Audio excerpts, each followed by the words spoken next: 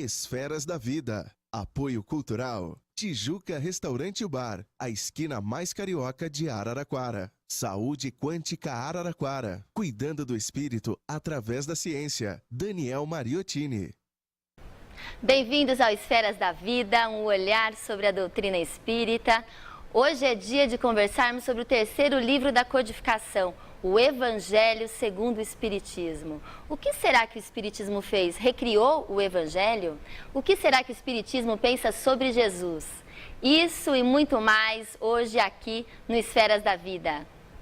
A alma que é vibração, vida e essência das esferas.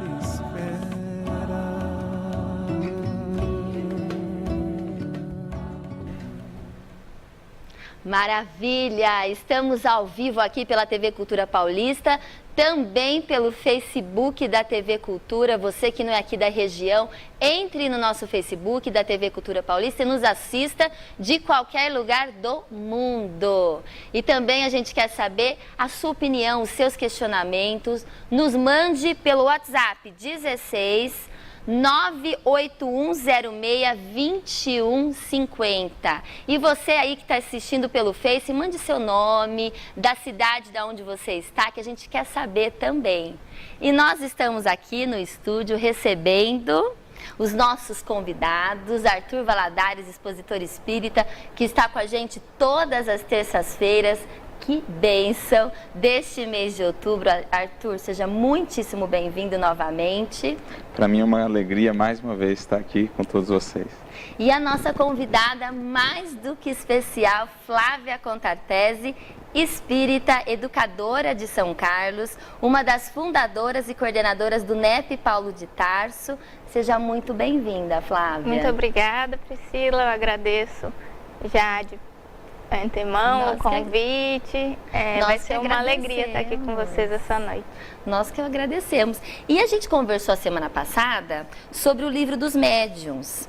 E a gente teve muitas questões, certo, Arthur? Certo. E antes da gente começar a falar do terceiro livro, que é o Evangelho segundo o Espiritismo, a gente vai responder alguns telespectadores aí que entraram em contato conosco. A primeira é a Mônica Lopes, aqui de Araraquara, que ela perguntou: quando a pessoa se propõe a estudar a doutrina, ela será colocada mais à prova? Quantas obsessões ela aguenta? Eu senti aqui que ela está com medo de estudar o espiritismo ou de se aprofundar, enfim. Mas não precisa ter medo, né? Não precisamos ter medo. É claro que o conhecimento, ele sempre vem vinculado a uma outra palavrinha que por vezes nós tememos, mas que é justamente com ela, ou por meio dela, que a gente vai construindo a nossa libertação espiritual, o nosso progresso, que é a responsabilidade. Então, sempre que nós ampliamos o nosso conhecimento, a nossa consciência se torna mais esclarecida, se aumenta a nossa responsabilidade, portanto, como Jesus já dizia no Evangelho, mais será cobrado aquele a quem mais foi dado. Mas também, por outro lado, mais recursos nós temos, mais amparo temos, desde que estejamos realmente comprometidos, desde que estejamos nos esforçando. O que nos leva à resposta da segunda pergunta, né? Aquele que está realmente comprometido e tudo mais, isso. Claro que existirão as tentativas de influência, todo aquele que se dispõe a caminhar no sentido do bem e do progresso, sofre as influências do meio, as influências daqueles seres que ainda lutam contra o nosso progresso, irmãos nossos, que um dia também progredirão, mas a melhor maneira de nos precavermos e de nos imunizarmos contra essas influências, por nós chamadas de obsessão ou outro tipo de influência, é justamente continuarmos no esforço, na disciplina, na prece, na vigilância, e aí a gente vai construindo as barreiras protetivas, os recursos protetivos, até nos sintonizando mais com os espíritos superiores para que a gente consiga superar toda e qualquer influência negativa. A gente teve a segunda questão, que a pessoa não mandou o nome, que a gente achou importante essa questão. Como podemos compreender o compromisso assumido com a mediunidade? Que no caso está dentro dessa resposta? Está bem envolvido, porque como falamos no último programa, a mediunidade é sobretudo uma oportunidade que nos é concedida pelo alto, pelos espíritos que zelam pela nossa evolução, para que a gente possa realmente nos redimir, nos ajustarmos perante as leis divinas, nos reajustarmos perante equívocos do passado e desenvolvermos ainda mais em nós a disciplina, o bem, o amor e a caridade desinteressados, enfim, esses que são os elementos que constituem para nós o verdadeiro tesouro da nossa alma a ser adquirido. E a mediunidade é uma das ferramentas mais preciosas nesse sentido. Que beleza. É o Wagner de Itatiba agora. O que dizer às casas espíritas que se dedicam ao estudo sério da doutrina espírita? Essa, creio que é bem simples, apenas prossigam, né? Porque esse é mesmo o caminho central da doutrina espírita, né? Esse esclarecimento que consola, mas sobretudo liberta, ajudando-nos a encontrar aí o caminho para a vitória sobre as nossas imperfeições, os nossos vícios, a partir do exercício do bem, da construção da sabedoria e da caminhada sempre em frente na direção do Cristo e da luz. É isso mesmo, a gente respondeu aqui algumas perguntas do programa passado. Hoje a gente vai falar do Evangelho segundo o Espiritismo. Se você já tem alguma dúvida, mande pra gente pelo WhatsApp 98106-2150. E agora, já que a gente vai falar sobre o Evangelho, a gente pode começar perguntando, né, o que é o Evangelho, né? Essa relação também, a gente pode falar de Sócrates, que precedeu o cristianismo. Enfim, a gente podia comentar um pouquinho sobre isso. A gente pode dizer que o Evangelho, ele é o conjunto dos ensinamentos de Jesus, né? Muitas vezes ele é entendido como um livro ou um conjunto de livros que contam a história e os ensinamentos de Jesus. Mas mais do que isso, ele é um código de vida, de conduta. É a própria vida de Jesus, como ele exemplificou a vivência nas suas próprias ações. Esse é o Evangelho, que pode ser lido pelas próprias ações de Jesus, né? Correto.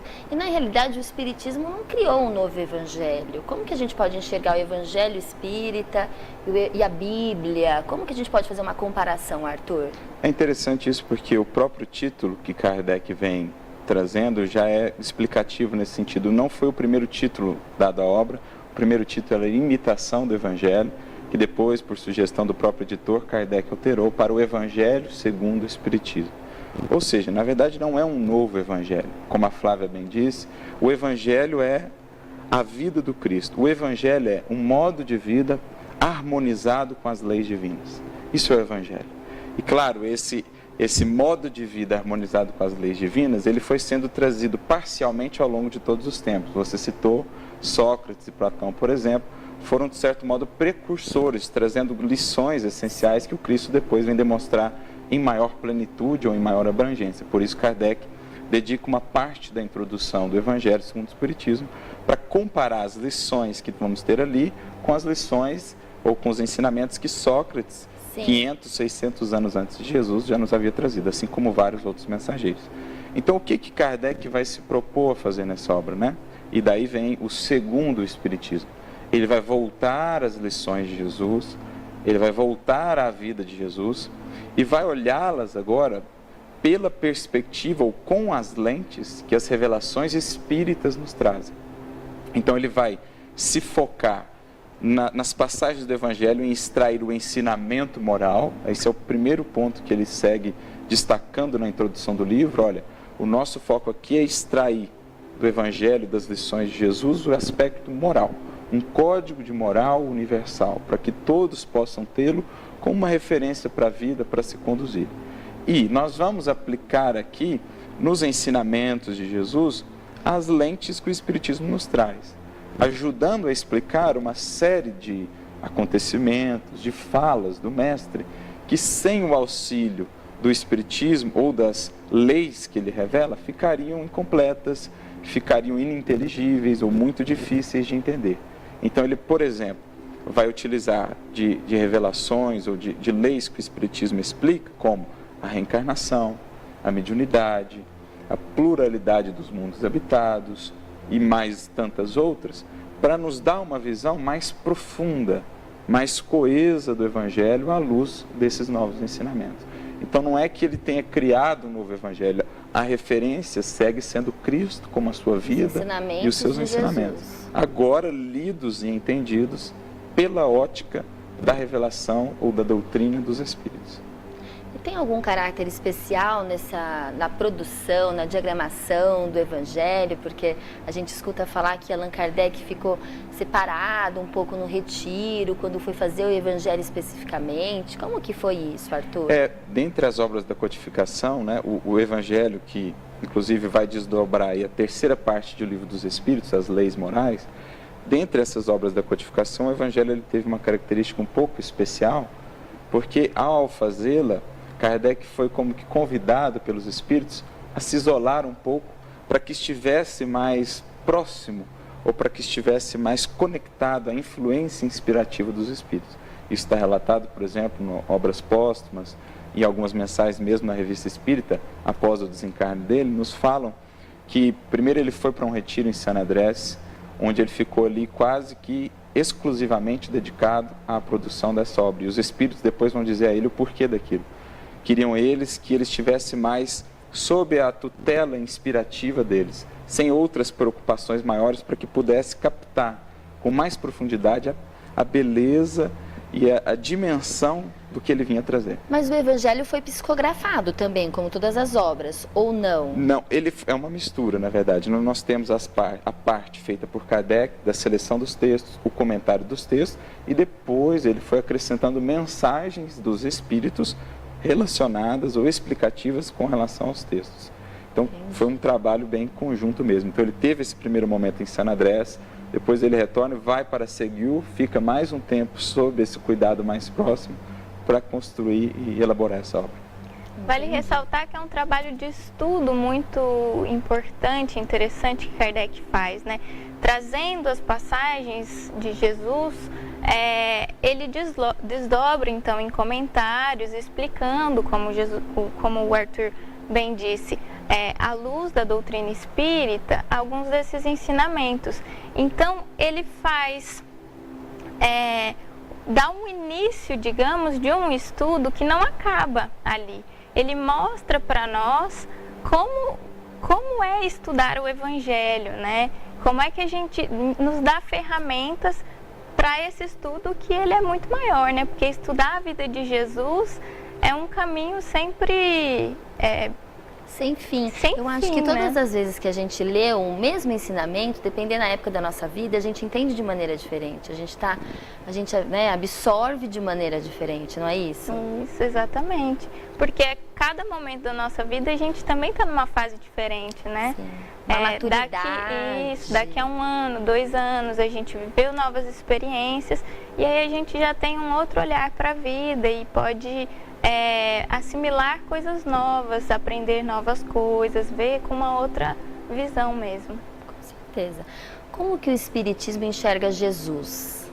Essa é uma pergunta interessante, porque Kardec já é Tem muito... que deixar claro aqui, eu acho, porque tem muitas pessoas que falam espírita não é cristão. Isso. Eu queria deixar tão claro isso, porque isso é uma coisa que às vezes até, não sei, machuca, né, quem é espírita. Nossa, como assim não sou cristão? Né? O cristianismo está dentro do espiritismo. Como que a gente pode, né, por favor? Essa é uma confusão que é feita por um desconhecimento mesmo. Esse assunto que a gente está tratando hoje, né, sobre o Evangelho segundo o Espiritismo, às vezes as pessoas não entendem muito bem, acham que realmente que Kardec criou um novo Evangelho, né? E é justamente isso que a gente está trazendo aqui, que não, muito pelo contrário, né? O Evangelho do Cristo é a chave moral, o ponto central da doutrina espírita, que também vai desdobrar isso, mas trazendo sempre Jesus, né? Então, nós somos sim uma doutrina cristã e isso é importante que fique ressaltado. E Kardec já é muito feliz quando no Livro dos Espíritos ele faz uma pergunta, que é a questão 625, né? Quando ele pergunta para os espíritos, qual é o tipo mais perfeito que Deus deu para nós como modelo e guia?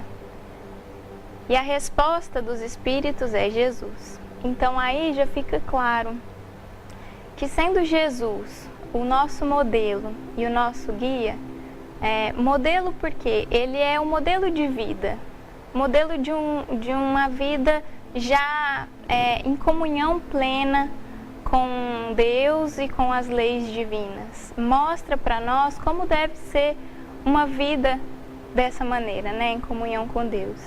Então, ele é para quem a gente pode olhar quando a gente não sabe muito bem como agir.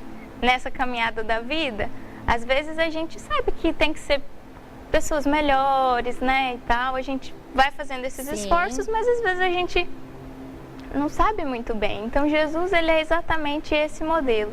E ele é guia também porque o guia é aquele que sabe, que conhece o lugar, né? Quando a gente vai para um passeio e a gente contrata um guia, ele é um guia porque ele conhece o lugar, porque ele sabe o caminho. Então a gente vai seguindo os passos dele. E esse é o papel de Jesus nas nossas vidas, né? Se ele veio à Terra para nos mostrar qual é o caminho,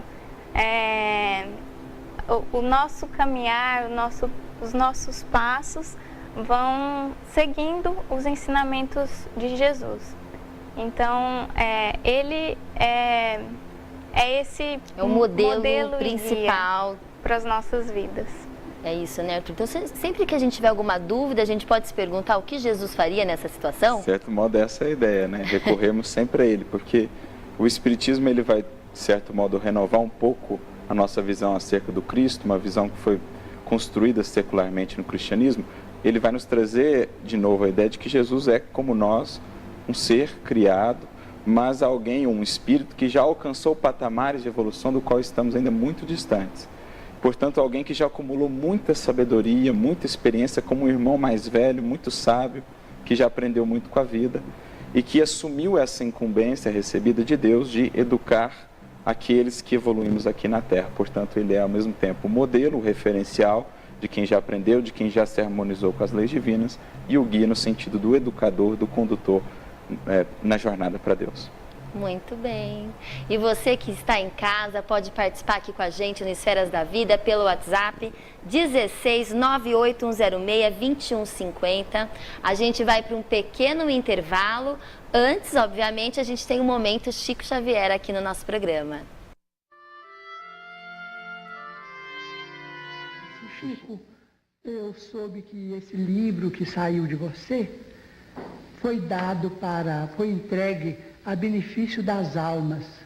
E nós também somos almas. E dizem que você também entregou este livro a benefício da pobreza. E eu creio que não existem pobres mais pobres do que nós agora. E você podia agora arranjar um livro para nós ganharmos algum dinheiro, porque nós estamos muito atrasados no armazém. Eu falei assim, papai, o senhor não deve pensar nisto, porque o senhor sabe, nós temos muitos amigos, todos nos ajudam, mas como paga vender o trabalho dos bons espíritos, isso não é possível, eles não permitem isso, nós estamos na mediunidade com absoluto desinteresse, os livros são deles, não são nossos, e eu peço ao senhor para não pensar nisso não. E o senhor não fica preocupado com isso não, porque as suas filhas, minhas irmãs e os filhos, nossos pequenos, vão crescer, isso tudo vai melhorar, nós todos vamos trabalhar. E na hora da dificuldade nós todos devemos, mas depois pagamos. E os nossos amigos de Pedro Leopoldo são sempre boníssimos, eles vão nos ajudar, os nossos credores. Eu disse, mas meu filho, você não pode receber um tostão destes livros. Eu falei assim, como paga meu pai, não posso receber. Ele então disse, meu filho, então, seus espíritos estão muito atrasados. Isso é gente que já morreu há muitos mil anos, no tempo que nada tinha preço. E meu pai, que não entendia bem de literatura, nem deste mundo, nem do outro, me disse assim, imagina que eles são tão antigos, que em vez de eles assinarem Manuel, eles assinam Emanuel. Isso é gente do Egito, é gente que não conheceu rádio, que não conheceu preço de feijão, porque eu acho que esses espíritos, se eles são caridosos, deviam ter dó de nós. Então eu fiquei assim um pouco constrangido, porque de fato era meu pai, aquela queixa dele era uma queixa de um doente, que eu não podia transmitir a ninguém, não é? Então ele viu que eu fiquei assim muito triste, com os olhos cheios d'água e tal, mas ele era muito bom.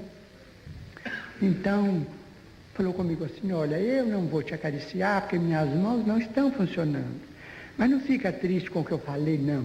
Segue para frente com seus livros, com seus espíritos. Porque eu vendo bilhete de loterias.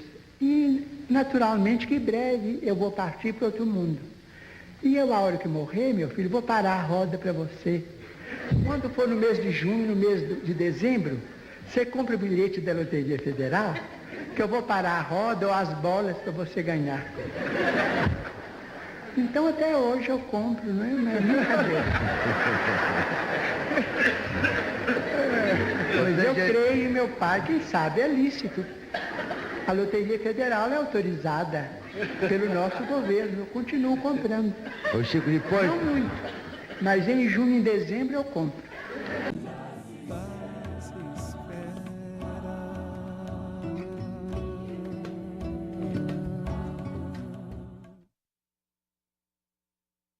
Opinião. Eu acho que é muita gente mesmo. Debate. Pelo amor de Deus, o senhor falar de Neymar aqui, Bruna Marquezine, né? Por quê, gente? Isso aqui é um assunto, isso aqui é sério. Os lances mais inusitados. Entrevistas. Procurando colocar, né, em prática tudo aquilo que treinamos. E muito bom humor.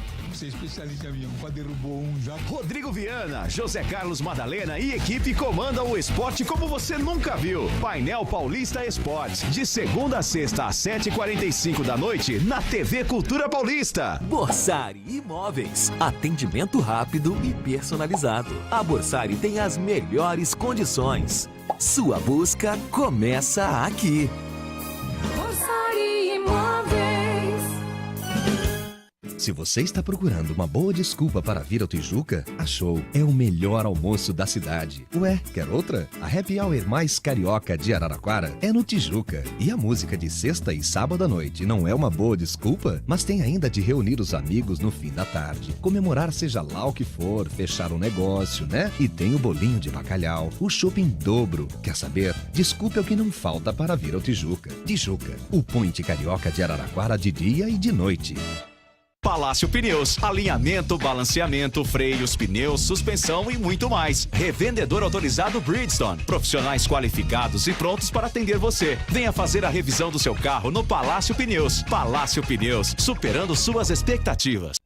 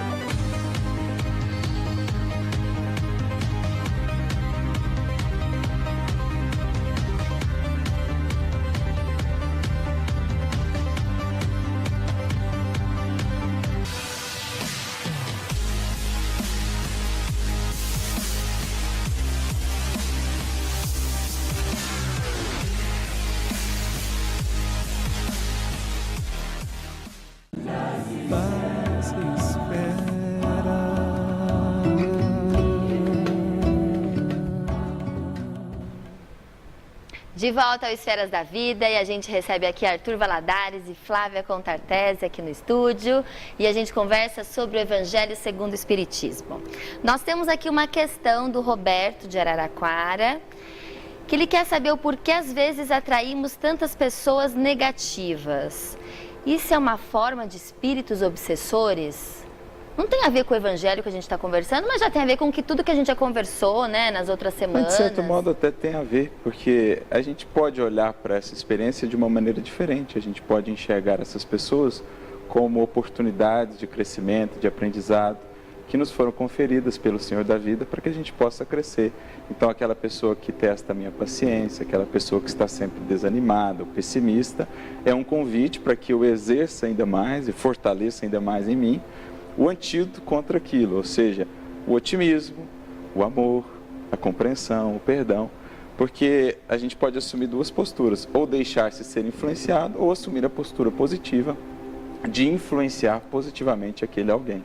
E até a caridade, por exemplo. Exatamente, exercendo a caridade, que é, digamos, a síntese das virtudes que o Espiritismo vai nos apresentar. Então, a gente pode enxergar essa situação, por um lado, positivo, aprendendo a olhar para essas pessoas como professores que a vida nos deu para que a gente possa crescer e aprender ainda mais. Perfeito. Porque as pessoas, às vezes, elas nos falam assim, você atrai aquilo que você emite. Existe isso, Arthur? Existe também uma questão de sintonia, né? Muitas vezes a gente se associa, se afiniza mais com as pessoas que vibram na mesma faixa mental que a gente, né? O Emmanuel tem uma mensagem muito interessante no livro Pensamento e Vida, capítulo 8, chamado Associação, em que ele vai falar isso. A gente se conecta mais com esse tipo de pessoa. Mas a gente tem que estar atento também para pensar que isso é uma escolha nossa. A gente pode e deve desenvolver essa habilidade de aprender a mudar a faixa. Como um rádio, a gente pode escolher qual frequência a gente quer operar. Então, isso é do nosso arbítrio, é um exercício de vontade, de disciplina, para a gente sair dessas influências e influenciar positivamente. É isso aí. E agora a gente poderia conversar um pouquinho da importância do Evangelho para a nossa vida. Né? As leis morais, felicidade, paz, tem muita coisa, né? Isso. Pensando no Evangelho como esse código de conduta mesmo, né? Essa maneira de vida, a gente vai entendendo que, na verdade, o que Jesus faz, nos mostrando essa maneira de viver mais harmonizados com Deus, é o impulso para todos nós por buscar também nos afinizarmos com essa lei divina. E os Espíritos mesmo vão dizer, numa das questões do Livro dos Espíritos, que a gente só é infeliz quando a gente se afasta das leis que Deus criou, né, para reger o universo. Então, à medida que a gente se propõe a conhecer o Evangelho, a estudar e principalmente aplicá-lo nas nossas vidas, a gente está também construindo um caminho de evolução, de crescimento e, consequentemente, de maior paz, de maior harmonia, felicidade, porque a gente vai entendendo todas as facetas da vida, né? Não é fácil, né, Arthur? Porque a gente fala, o sonho das pessoas, eu quero ser feliz, né? E as pessoas acreditam que felicidade, às vezes, está em quê, especificamente, né? Exato, em geral, a gente ainda mantém ou cultiva muito essa ideia da felicidade associada ao ter, né? Às circunstâncias exteriores. Mas o Cristo, ele vem renovar completamente para nós a ideia do que seja felicidade. Jesus não nos promete uma felicidade, uma paz, que seja aquela isenta de dificuldades. Ele mesmo disse no Evangelho, a minha paz vos dou, não a dou como o mundo a dá. Né? Então, no mundo tereis aflições, mas tem de bom ânimo, né? Eu venci o mundo. Ou seja, Jesus vem nos ensinar, a partir desse esforço, por nos harmonizarmos com a lei divina, no cumprimento dos deveres, no atendimento à voz da consciência, no exercício do bem e da caridade, a construir essa paz íntima, essa felicidade realmente duradoura e profunda, que independa das circunstâncias exteriores. Se a gente olhar para a vida daqueles que passaram para a história como verdadeiros cristãos, homens e mulheres que em seu tempo marcaram mesmo o seu tempo e a sua comunidade, a gente vai ver que eles não tiveram vidas fáceis. O próprio Chico, né, que a gente tem usado aqui muitas vezes como exemplo, foi uma vida extremamente difícil, mas uma vida feliz. Daquela felicidade que nasce da paz de espírito, da consciência tranquila e edificada no exercício do bem. Então é essa felicidade que Jesus vai nos ensinar a encontrar. Uma felicidade, portanto, que prescinde de aspectos exteriores, de valores exteriores, uma felicidade que é encontrada nas pequenas coisas da vida, nas relações, nas amizades, no exercício do bem. Portanto, uma felicidade acessível a todos, em qualquer lugar, em qualquer tempo.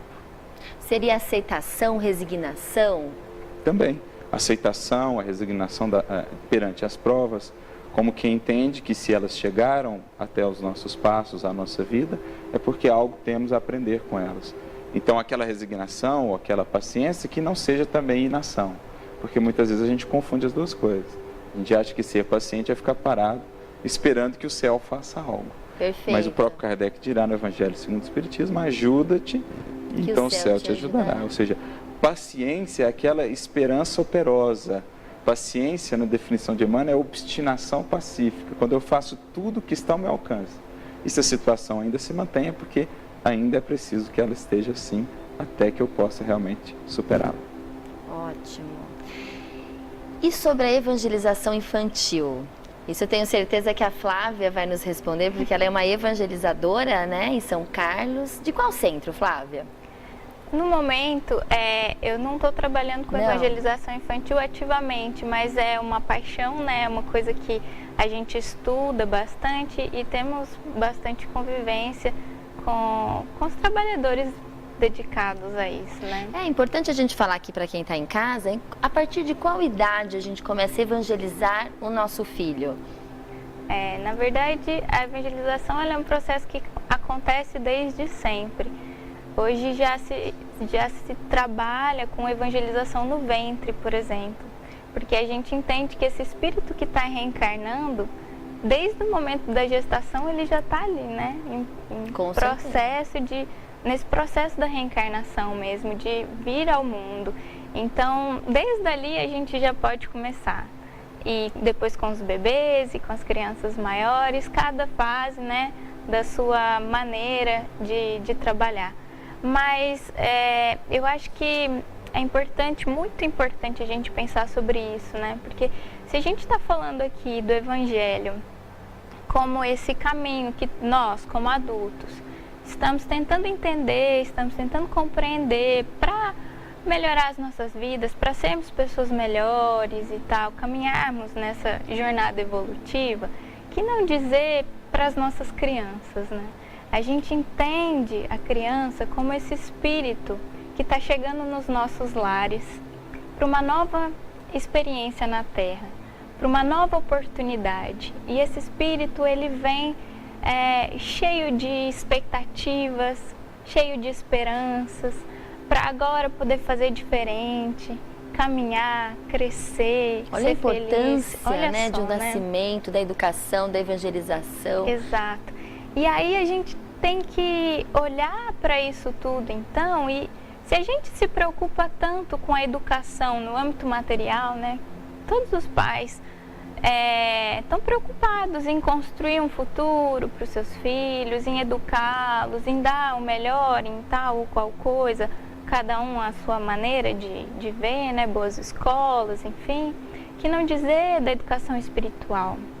Porque quando a gente começa desde pequenininho, a gente vai aproximando esse espírito que tem um passado, que traz as suas dificuldades, né? Como também as suas virtudes. A gente já vai aproximando desde cedo esse ser com Deus, vai criando essa intimidade, vai aproximando de Jesus, vai mostrando o Evangelho de uma maneira tão mais... vai ficando tão mais próximo, tão mais natural, né? Que depois, quando na fase adulta, essa noção espiritual já está muito mais bem consolidada, porque criou bases na infância. E a doutrina espírita, ela mostra para nós como que essa fase da infância ela é muito importante, porque na sabedoria divina, né, todos nós temos, como eu disse, nosso passado, as nossas dificuldades. E é por isso que Deus, então, nos proporciona essa fase de bebês bonitinhos, que não é possível que a gente não se apaixone, não aprenda a amá-los, né?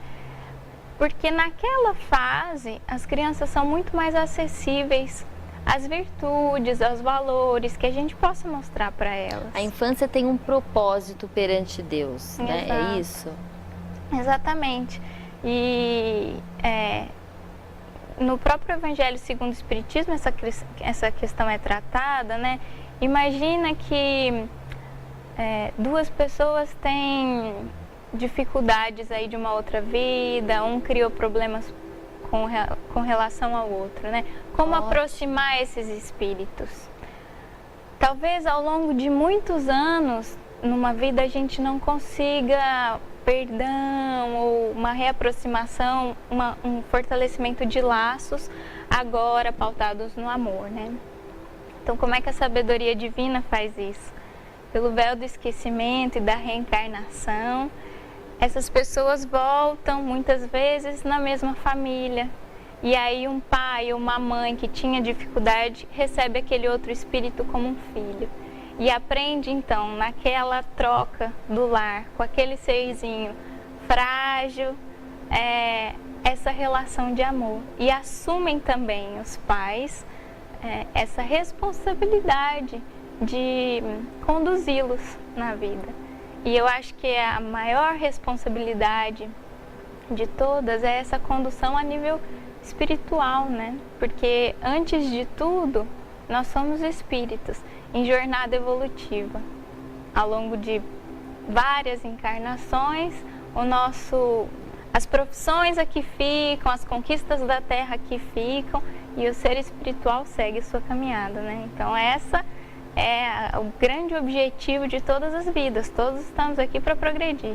Isso mesmo. Precisamos cuidar da parte moral e não só da parte intelectual dos nossos filhos, né, Arthur? Exatamente, né?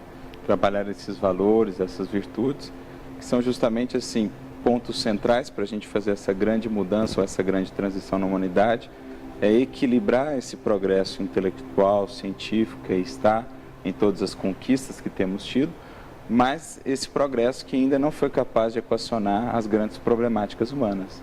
O egoísmo que gera miséria, que geram as guerras, que geram as agressões, as segregações, o preconceito, enfim. Nós precisamos agora reajustar, equilibrar essas duas asas, o progresso intelectual com o progresso moral, trabalhando o sentimento, o amor, a humildade, a compreensão, o perdão, para que a gente, enfim, possa entrar numa nova fase da humanidade, nesse progresso coletivo. Maravilha. Fora da caridade não há salvação, que é o lema central do Espiritismo. O que a gente pode conversar sobre isso? É interessante isso, porque Kardec, amparado, claro, pelos espíritos, pelos ensinamentos dos espíritos, vai renovar, de certo modo, o conceito de salvação.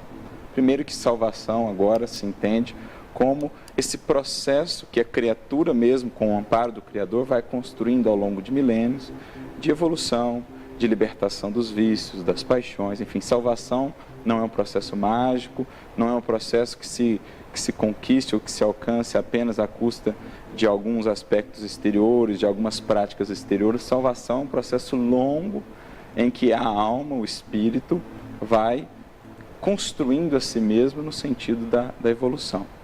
E Kardec vai dizer, vai resumir que isso não passa por uma religião específica, isso não passa por um conhecimento específico, isso passa, antes de tudo, pelo desenvolvimento, pelo compromisso do espírito com o exercício e o desenvolvimento dessa que é a virtude, que poderíamos dizer é a virtude que sintetiza todas as outras. É a própria virtude divina que vai aos poucos se manifestando na criatura, na definição dos espíritos. Portanto, é aquela alma que busca o bem, que busca libertar-se de suas paixões, que busca desenvolver a humildade e tudo mais, ela já está no caminho de salvação.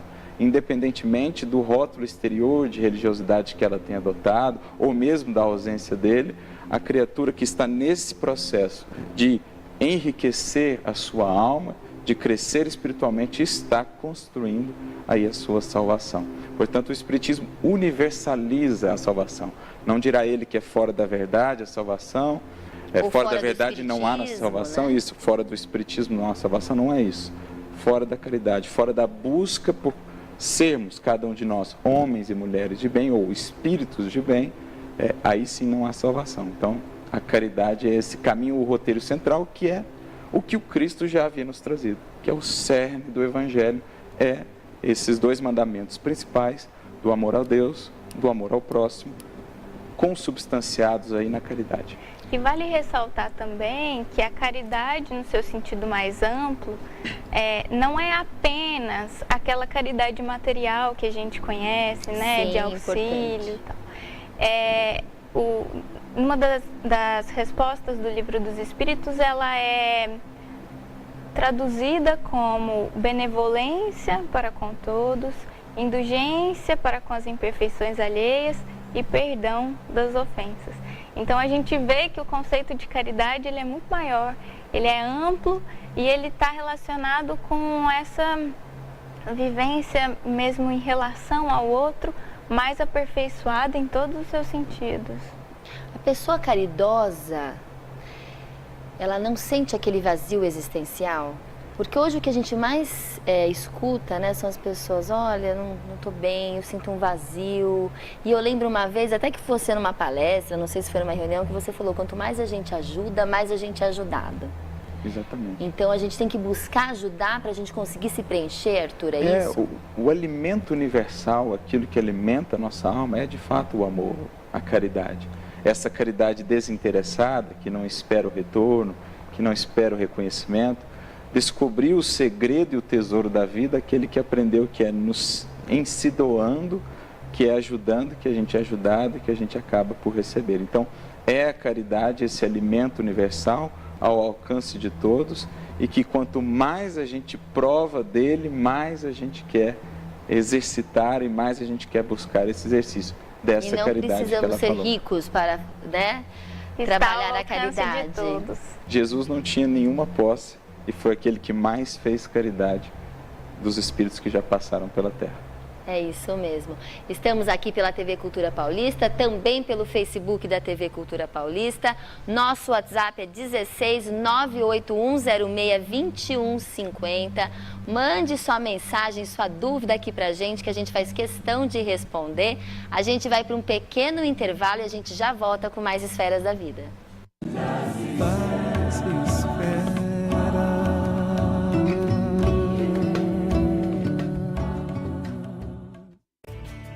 Dicas Conexão Saúde. Dr. Rafael Biasotti, o Lucas de Matão está pensando em fazer implante capilar. Qual é a sua opinião? Excelente ponto, Lucas. Os implantes capilares hoje são um dos assuntos mais comentados no universo do tratamento capilar. Nós temos duas principais técnicas, a técnica FUT e a técnica FUE. A técnica FUT, a técnica clássica, nós vamos retirar fios da região posterior através de uma cicatriz linear. E a técnica mais moderna, a FUE, nós vamos retirar fios um a um também dessa região posterior, deixando apenas cicatrizes pontiformes, apenas pontinhos. Vamos pegar esses fios e implantá-los nas áreas calvas de cada paciente. Tem pacientes que têm maiores áreas e pacientes que têm menores áreas. Mas o mais importante sobre o implante capilar, e você tem que ter em mente, é que os fios implantados são de regiões que a calvície não afeta, ou seja, esse fio vai crescer pelo resto da sua vida, não vai haver queda e não vai sofrer a ação da calvície androgenética. É uma excelente opção hoje em dia. Dicas Conexão Saúde. Desperte suas emoções com Mazotti. Clássico, moderno, casual, contemporâneo. A Mazotti tem o que você deseja para deixar sua casa ainda mais linda. 1000 qualidades cabem no Mazotti. Excelência, beleza, requinte, conforto. Visite nosso showroom em São Carlos. Aproveite as promoções e realize o seu sonho de ter um Mazotti. Mazotti, objeto de estima. Ágil. Imparcial. A notícia como ponto de informação. Jornalista experiente e com credibilidade. De segunda a sexta, às 18h45. Painel Paulista. Borsari Imóveis. Atendimento rápido e personalizado. A Borsari tem as melhores condições. Sua busca começa aqui. Borsari Imóveis.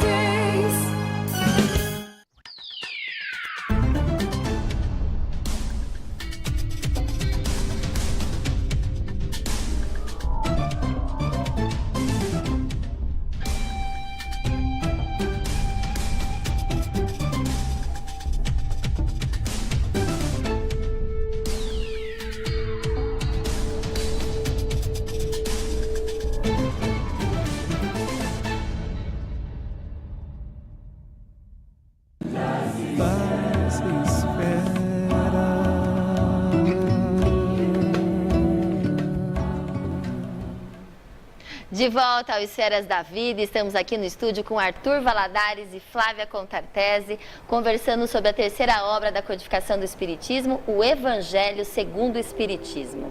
E nós recebemos muitos questionamentos aqui pelo WhatsApp e a gente vai tentar respondê-los que estão aí em casa. A Mireia, aqui de Araraquara, ela fez 2 perguntas. A primeira, qual a importância de estudarmos o Novo Testamento à luz da doutrina espírita? Justamente, como a gente falava, com todos os recursos e com as lentes mais claras que o Espiritismo nos traz, a gente pode voltar agora àqueles textos, às lições de Jesus, com um novo olhar, que foi justamente o que Kardec se propôs a fazer no Evangelho segundo o Espiritismo. Claro que, pela própria limitação de tempo e pela proposta da obra, ele se limitou a algumas lições essenciais, fundamentais, mas há uma série de lições, de parábolas de Jesus, de acontecimentos da vida de Jesus, que estão repletos de ensinamentos profundos, que o Espiritismo vem agora nos ajudar a colher, a escavar, a garimpar, buscando ali os diamantes preciosos que nós temos para nos enriquecermos. Maravilha. O Espiritismo, no Evangelho segundo o Espiritismo, faz alguma modificação às máximas ensinadas pelo Cristo? Não, as máximas de Jesus não. Talvez no entendimento de certas máximas. Na interpretação? Na interpretação que, às vezes, com a ausência dos recursos e dos ensinamentos que o Espiritismo nos traz, eram entendidas parcialmente ou mesmo muito difíceis de serem entendidas. Com o auxílio, portanto, dessas lentes, a interpretação das lições de Jesus como que se amplia. Agora a gente tem uma visão bem mais vasta, bem mais abrangente da mensagem do Cristo. Ótimo. O Paulo, aqui de Araraquara, também quer saber sobre quando um espírito reencarna, ele volta infantil? Ele passa por um processo de adaptação, né, no mundo espiritual, com o auxílio dos benfeitores espirituais, passa por esse processo gradual de esquecimento temporário, justamente para propiciar durante a infância esse momento de maior renovação. O espírito, quando aporta na Terra, quando encarna em um novo corpo, ele tem um período de adaptação a esse novo corpo, a essa nova encarnação, e durante esse período em que ele ainda não incorporou todas as tendências, todos os vícios que traz do passado, de maneira mais ostensiva, ele se torna mais acessível à mudança, à construção de novos hábitos, de novos valores, que quando ele retomar essas tendências e essas características do passado, ali por volta da adolescência, ele vai ter meios ou maiores recursos de renovação e de transformação. Daí a importância da evangelização, da educação espiritual na infância, que se realça ainda mais com essa visão que o Espiritismo nos traz da infância. Desde sempre, desde o ventre, né, Flávia? A Maria Silvia também quer saber sobre o Evangelho no Lar, a importância do Evangelho no Lar. A gente pode até conversar, que a gente já ia falar sobre isso, né? Isso, já faz parte do nosso tema de hoje. E é isso, assim, pensando na nossa rotina, no nosso dia a dia, a nossa vida é cheia de coisas e muitas vezes a gente passa a semana assim, bastante desatentos, né, com a nossa vida íntima. Sim. E o Evangelho no Lar, ele é esse momento em que a gente se reúne com a família, fortalecendo também os nossos laços familiares para um momento de reflexão mesmo, de trazer Jesus para dentro do nosso lar de maneira mais clara, onde a gente vai buscar essa conexão com Deus, buscar harmonia para nós, para nossa família e um momento de, digamos, recarregar as nossas baterias, né? Porque quando a gente busca se conectar com o alto, a resposta vem, porque Deus está sempre presente, a gente é que às vezes fica desatento, não percebe, mas é esse esforço de conexão, de renovação de energias e sobretudo também de reflexão, né? É um momento periódico que a gente deveria fazer sempre, de buscar se aproximar de Jesus, conhecer melhor os seus ensinamentos, para poder aplicá-lo na nossa vida, né? Só assim a gente vai conseguir a transformação que a gente almeja. E o Evangelho no Lar, a gente precisa escolher um dia e um horário? né? Porque diz que o ideal seria escolher um dia e um horário da semana para que a espiritualidade pudesse também comparecer, pudesse ajudar. É isso? Como que é ou não? Não, é ideal que a gente tenha, portanto, esse momento definido, até para favorecer a presença da espiritualidade, um momento definido na semana, num horário em que a família se propõe a reunir, para fazer esse momento de reflexão em conjunto, para conversar acerca das problemáticas, das dificuldades que cada membro da família esteja vivendo, para fortalecer os laços. Mas é importante também frisar que o Evangelho no Lar, ele não deve se resumir ou se reduzir apenas a este momento, né? Ele não pode vir a se tornar apenas uma espécie de ritual. A gente tem que entender, para além disso, que aquele momento é, na verdade, um convite, a partir de todas as reflexões que ali foram feitas, um convite para que o Evangelho no Lar se torne diário, cotidiano, de cada instante. Na medida em que nos dispomos a aplicar esse Evangelho no lar, a começar pelo nosso lar interior, a nossa alma, para que ele se aplique no contexto da família. Então é importante que a gente tenha essa ideia de que o Evangelho no lar não se constitua apenas de um ritual, muitas vezes feito mecanicamente. É preciso que estejamos ali, de sentimento aberto, dispostos a aprender, a interagir com amor com os que ali estão, encarnados e desencarnados, mas a gente precisa ter sempre em mente que ele precisa se expandir. Para além daquele momento, daquela reunião, um Evangelho no lar que se configure ao longo de toda a semana, de cada instante. Exatamente. É isso mesmo. Você aí do Facebook, da TV Cultura Paulista, conta pra gente de onde você é. Qual a sua cidade? A gente quer saber.